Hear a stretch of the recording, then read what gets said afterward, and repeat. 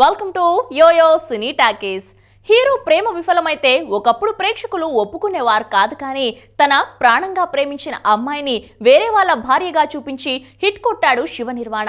నిన్ను కోరి సినిమాతో దర్శకుడిగా పరిచయమై బ్లాక్ బస్టర్ హిట్ అందుకున్న ఆయన మరోసారి లవ్ అండ్ పెయిన్ తో బ్యూటిఫుల్ లవ్ స్టోరీ మజిలీ చిత్రంతో ప్రేక్షకుల ముందుకు వచ్చారు. ఇక ఏప్రిల్ 5న విడుదలైన ఈ సినిమా బాక్స్ ఆఫీస్ వద్ద కాసుల వర్షం కురిపిస్తోంది. ఈ నేపథ్యంలో అసలు శివ నిర్వాణ సినీ పరిశ్రమకు ఎలా వచ్చారు, లెక్చరర్ గా పనిచేసే శివ నిర్వాణ దర్శకునిగా ఎలా మారారనే విషయాలని ఒకసారి తెలుసుకుందాం. శివ నిర్వాణ ఆంధ్రప్రదేశ్ రాష్ట్రం విశాఖ జిల్లా సబ్బవరం గ్రామానికి చెందిన ముత్యం నాయుడు రామలక్ష్మి దంపతులకు జన్మించారు. తండ్రి వ్యవసాయం మరియు వ్యాపారం చేసేవారు, తల్లి గృహిణి. శివకు విజయ్ అనే సోదరుడు కూడా ఉన్నాడు. ఇక శివ చదువు విషయానికి వస్తే సొంత గ్రామంలోనే 10th క్లాస్ వరకు చదువుకున్నారు. ఇక ఇంటర్మీడియట్ వైజాగ్ లోని బీవీకే కాలేజీలో బైపీసీలో పూర్తి చేశారు. తర్వాత అనకాపల్లి వెళ్లి అక్కడ డిగ్రీ చేశారు. అనంతరం బీఈడీ కూడా చేశారు. అలాగే దూర విద్యలో పీజీ చేశారు. శివ సినిమా అవకాశాల కోసం ప్రయత్నాలు చేసే సమయంలో తన స్నేహితుడు సుందర్ రామ్,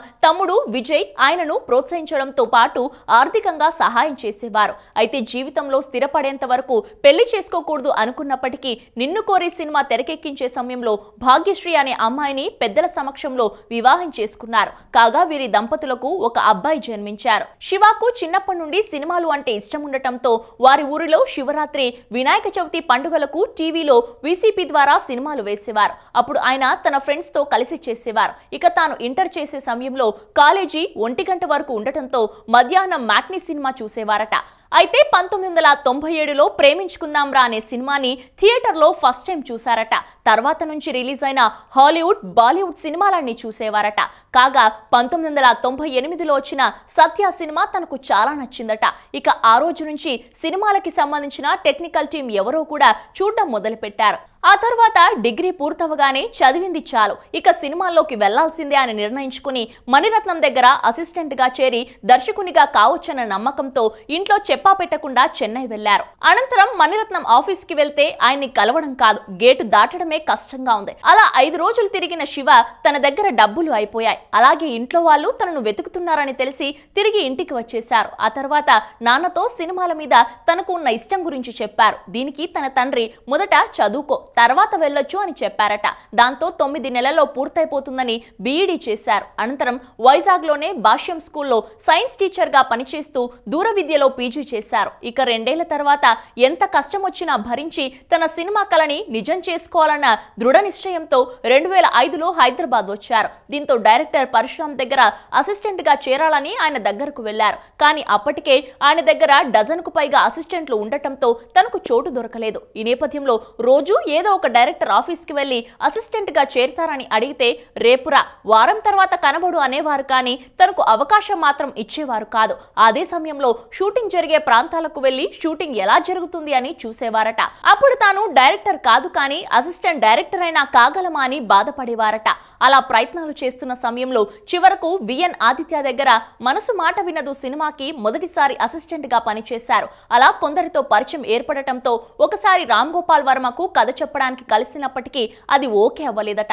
కానీ వర్మ చేస్తున్న రక్త చరిత్ర షూటింగ్ ని పరిశీలించే అవకాశం ఇచ్చారట.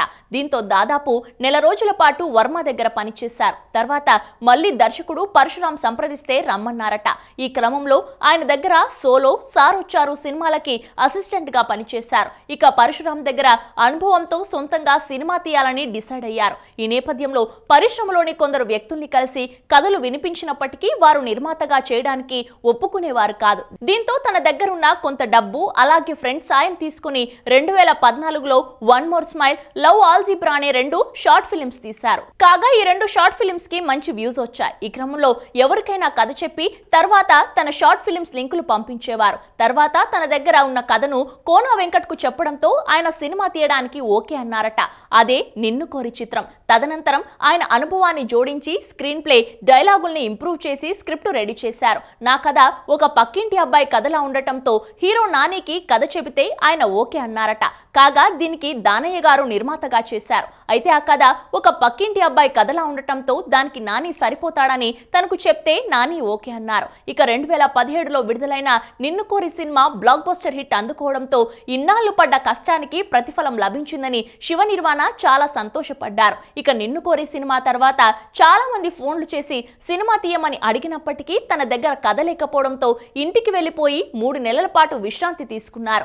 అనంతరం హైదరాబాద్ వచ్చి తన దగ్గర ఉన్న కొన్ని కథల్ని సిద్ధం చేసుకుని ప్రేమ కథలు కాకుండా కొత్తగా ప్రయత్నం చేయాలని అనుకున్నారు. ఈ క్రమంలోనే హీరో నాగచైతన్యాన్ని కలిసి తన దగ్గర ఉన్న భార్యాభర్తల కథకి సంబంధించిన కథ ఇంప్రూవైజ్ చేసి చెప్పడంతో చైతూకి నచ్చిందట. అదే సమయంలో తనకు జోడీగా సమంత గారైతే బాగుంటుందని చెప్పడంతో చైతూ ఓకే చేశారట.